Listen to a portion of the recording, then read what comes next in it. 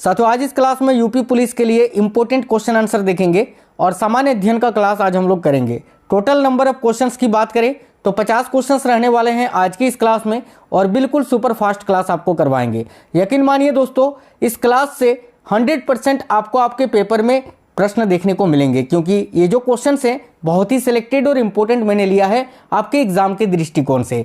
तो चलिए शुरू करते हैं और देखते हैं क्वेश्चंस। आज के क्लास का पहला क्वेश्चन ये है कि प्रधानमंत्री की उज्ज्वला योजना किससे संबंधित है। तो ध्यान से देखिए, प्रधानमंत्री की जो उज्ज्वला योजना है इसका संबंध किससे है। तो इस क्वेश्चन के लिए राइट आंसर आपका हो जाएगा ऑप्शन नंबर ए, सामाजिक रूप से पिछड़े वर्गों को एलपीजी गैस के वितरण से। ठीक है, जो सामाजिक रूप से पिछड़े वर्गों के लोग हैं उनको एलपीजी कनेक्शन प्रदान करने हेतु, है ना। तो करेक्ट आंसर आएगा ऑप्शन नंबर ए। चलिए नेक्स्ट क्वेश्चन देखते हैं।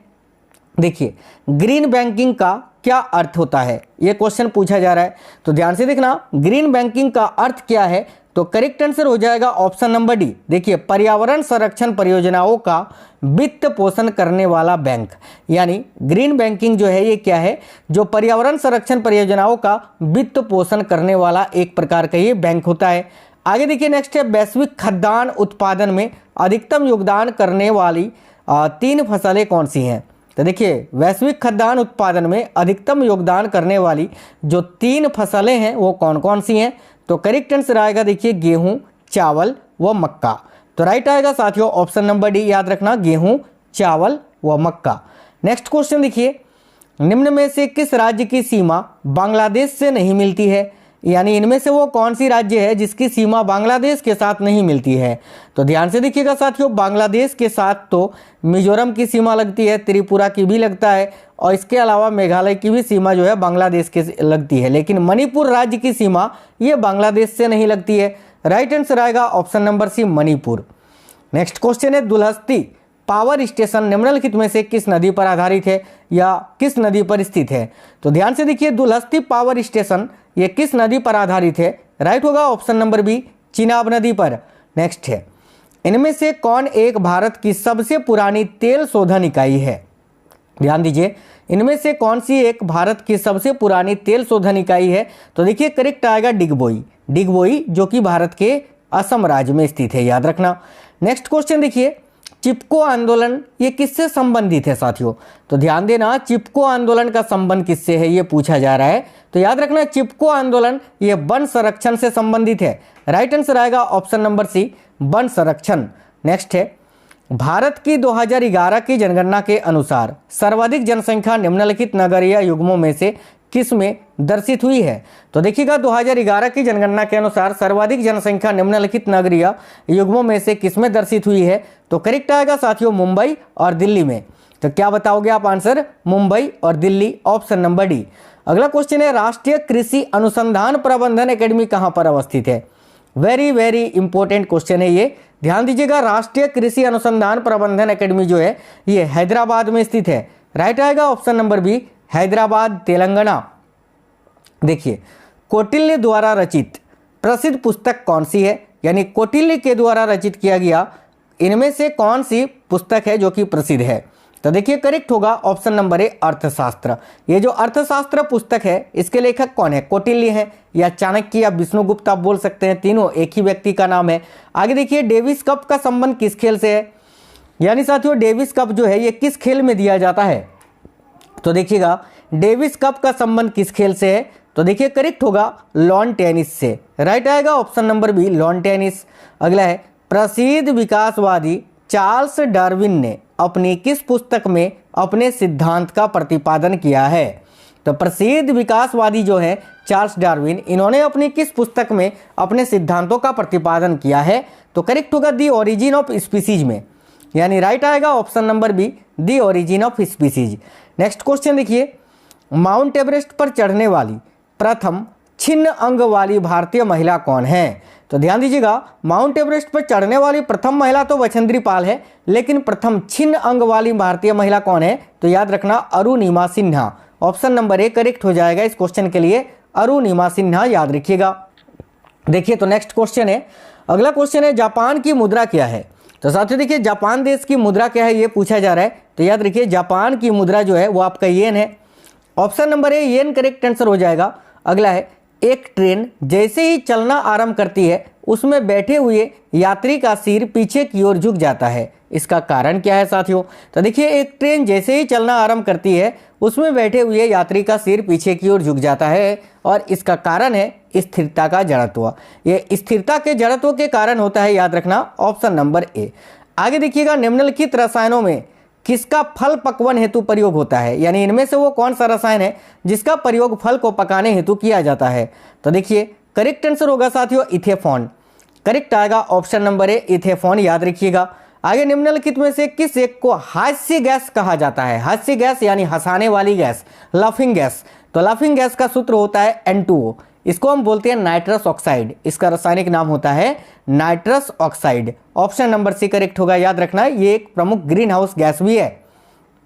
देखिए, असहयोग आंदोलन के दौरान विदेशी वस्त्रों के जलाए जाने पर किसने महात्मा गांधी को लिखा था कि यह एक निष्ठुर बर्बादी है? तो ध्यान दीजिए, असहयोग आंदोलन 1920 में हुआ था और इस दौरान क्या हुआ था कि विदेशी वस्त्रों को जो विदेशी वस्त्र थे उसको जला दिया गया था, ठीक है। और इस उपलक्ष्य में या इस घटना के बाद जो है महात्मा गांधी को यह किसने लिखा था कि भाई यह एक निष्ठुर बर्बादी है? तो याद रखना, रविंद्रनाथ टैगोर ने यह लिखा था महात्मा गांधी को। राइट आएगा option number B, Rabindranath Tagore. देखिए, वह अमेरिकी पत्रकार कौन था जो महात्मा गांधी के भारत छोड़ो आंदोलन के दौरान उनके साथ था?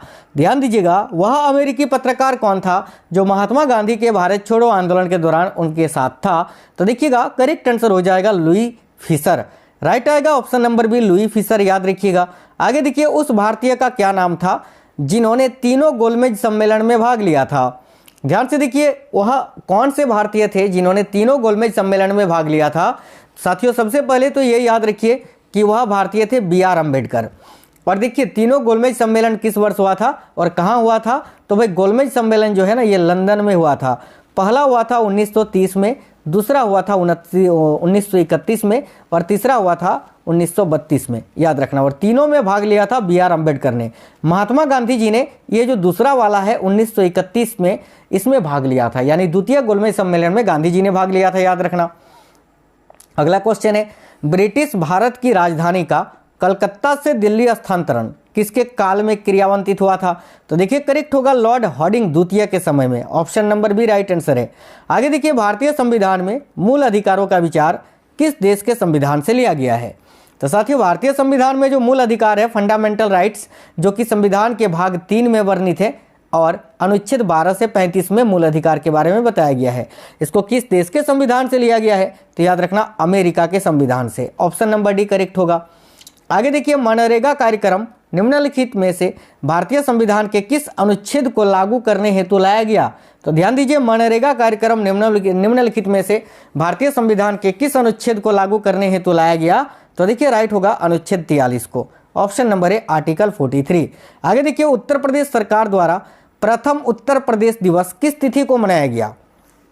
साथियों देखिए, उत्तर प्रदेश सरकार के द्वारा जो है, या उत्तर प्रदेश राज्य सरकार के द्वारा उत्तर प्रदेश दिवस, प्रथम उत्तर प्रदेश दिवस किस तिथि को मनाया गया?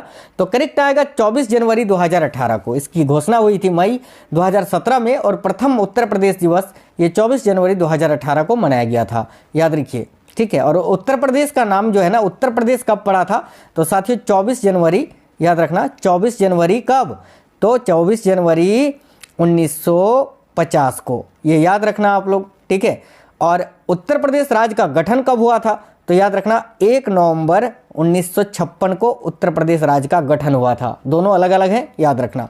आगे देखिए, नेक्स्ट है, निम्नलिखित अनुच्छेद में से किस एक को डॉक्टर B.R. अम्बेडकर द्वारा संविधान का हृदय एवं आत्मा कहा गया है?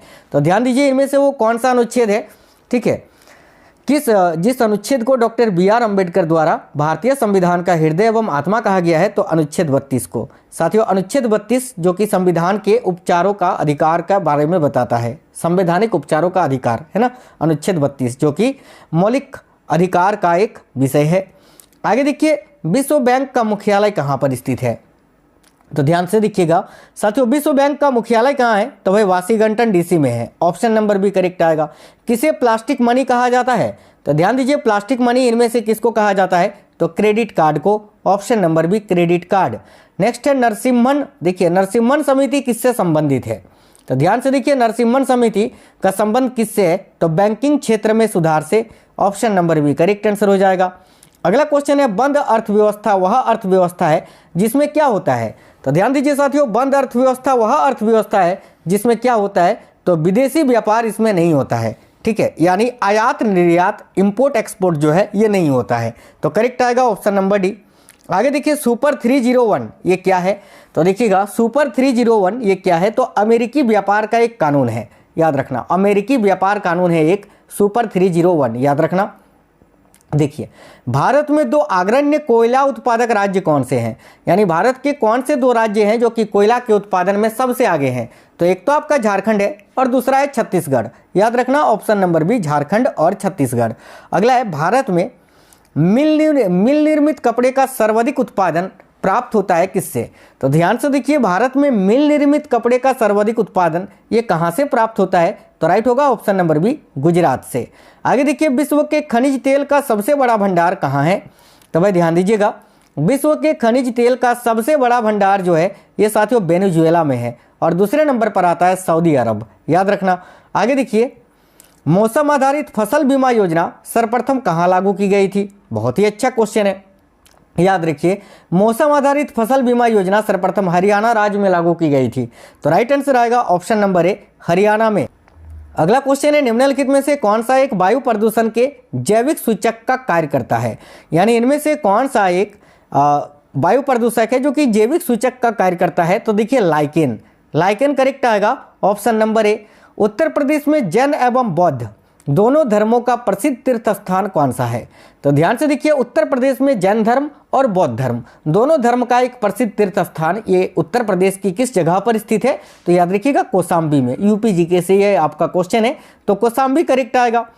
नेक्स्ट क्वेश्चन है ढोल लोकगीत ये लोकप्रिय है कहाँ पर? तो देखिए ढोल लोकगीत जो है ना ये साथियों कहाँ लोकप्रिय है? तो देखिए करेक्ट आंसर हो जाएगा, माफ करना ढोला है ना, तो ढोला जो कि एक प्रकार का लोकगीत है ये उत्तर प्रदेश के किस क्षेत्र में लोकप्रिय है? तो याद रखिए करेक्ट होगा आगरा मेरठ में। ऑप्शन नंबर ए राइट होगा आगरा मेरठ। आगे देखिए इंडिया गेट का डिजाइन इनमें से किसने तैयार किया था? तो देखिएगा साथियों इंडिया गेट का डिजाइन किसने तैयार किया था ये पूछा जा रहा है। तो राइट होगा option number B sir Edwin Lutyens ने। ऑप्शन नंबर बी करेक्ट होगा। अगला क्वेश्चन है the secret of the Nagas पुस्तक के लेखक कौन है? तो देखिए the secret of the Nagas पुस्तक के लेखक कौन है? तो यहाँ देखिए करेक्ट आंसर होगा अमीश त्रिपाठी। साथियों अमीश त्रिपाठी जो है the secret of the Nagas पुस्तक के लेखक हैं। आगे देखिएगा नेक्स्ट है एक व्यक्तिगत ओलंपिक पदक जीतने वाले प्रथम भारतीय का नाम क्या है?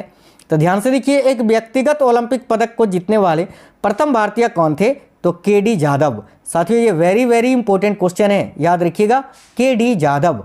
आगे देखिए एलपीजी ये किसका मिश्रण होता है? तो भाई देखिए एलपीजी गैस जो है साथियों ये किसका मिश्रण है ये पूछ रहा है आपसे। तो याद रखना एलपीजी जो है ये ब्यूटेन और प्रोपेन का मिश्रण होता है, ब्यूटेन और प्रोपेन गैस का। Option number B. अगला न्यूटन का पहला नियम इनमें से किस रूप में भी जाना जाता है? तो देखिए न्यूटन का जो फर्स्ट लॉ है पहला नियम उसको जड़त्व के नियम के नाम से भी जानते हैं। करेक्ट आएगा ऑप्शन नंबर सी जड़त्व का नियम। अगला है जो जीव प्रकाश का उपयोग कर भोजन तैयार करते हैं उन्हें किस रूप में जाना जाता है? तो जो जीव प्रकाश का उपयोग करके यानी वह जीव जो कि प्रकाश का उपयोग करके भोजन तैयार करते हैं उन्हें स्वपोषी कहते हैं। राइट आएगा ऑप्शन नंबर ए स्वपोषी। अगला क्वेश्चन है गांधी इरविन समझौता किस वर्ष हुआ था? तो देखिए गांधी इरविन समझौता ये महात्मा गांधी और लॉर्ड इरविन के बीच में हुआ था साथियों 5 मार्च 1931 को। तो यहाँ राइट आंसर होगा ऑप्शन नंबर बी 1931, याद रखिएगा। आगे देखिए किस मुगल बादशाह ने वर्ष 1526 में पानीपत की लड़ाई लड़ी थी?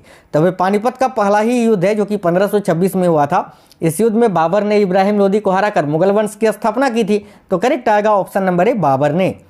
आगे देखिए मयूर सिंहासन एक प्रसिद्ध रत्नोजड़ित सिंहासन था जिस पर भारत के किन सम्राटों की हुकूमत थी? तो करेक्ट आएगा मुगलों की। Option number C. इसको किसने बनवाया था? तो मुगल शासक शाहजहां ने, जिस पर कोहिनूर का हीरा लगा हुआ था। और वो जो कोहिनूर हीरा है वो कहाँ से निकाला गया था? तो गोलकुंडा की खान से, याद रखना। आगे देखिए किस देश में संविधान विश्व में सबसे लंबा है या किस देश में संविधान है जो कि विश्व में सबसे लंबा संविधान है? तो राइट आंसर होगा भारत का। Option number C Bharat. Lok Sabha के सदस्यों का कार्यकाल कितने वर्ष का होता है? तो ध्यान दीजिए, लोकसभा के सदस्यों का कार्यकाल जो होता है वो कितने वर्ष का होता है? तो देखिए करेक्ट आएगा ऑप्शन नंबर डी 5 वर्ष का। याद रखना है। यहीं पर राज्यसभा के सदस्यों का कार्यकाल 6 वर्ष का होता है, यह भी आपको याद रखना है। आगे देखिए नेक्स्ट है, हमारे देश में शिक्षा का अधिकार एक किस प्रकार का अधिकार है? तो साथियों देखिए, हमारे देश में शिक्षा का जो अधिकार है वो एक मूलभूत अधिकार है साथियों। तो राइट आएगा ऑप्शन नंबर बी मूलभूत अधिकार। नेक्स्ट क्वेश्चन है, शिमला समझौता किन दो देशों के मध्य में हुआ था? तो देखिए शिमला समझौता जो है ये किन दो देशों के मध्य हुआ था ये पूछ रहा है, तो भारत और पाकिस्तान के मध्य हुआ था। राइट आंसर है ऑप्शन नंबर बी भारत एवं पाकिस्तान के मध्य। याद रखना। तो साथियों इस क्लास में यूपी पुलिस कांस्टेबल 2024 के लिए बहुत ही महत्वपूर्ण प्रश्न थे जो कि मैंने आपको करवाए। आपको क्वेश्चंस कैसे लगे हैं कमेंट बॉक्स में बताना। डेली आपको क्लासेस मिलती रहेंगी, तो चैनल सब्सक्राइब करके बेल आइकन ऑन करके रखना अगर इस बार आपको एक वर्दी अपने बॉडी पे चाहिए तो चलिए मिलते हैं नेक्स्ट वीडियो में। वीडियो को सभी दोस्तों के साथ शेयर कर देना और एक लाइक कर देना। चैनल सब्सक्राइब करके बेल आइकन ऑन कर लेना। तब तक के लिए जय हिंद, वंदे मातरम।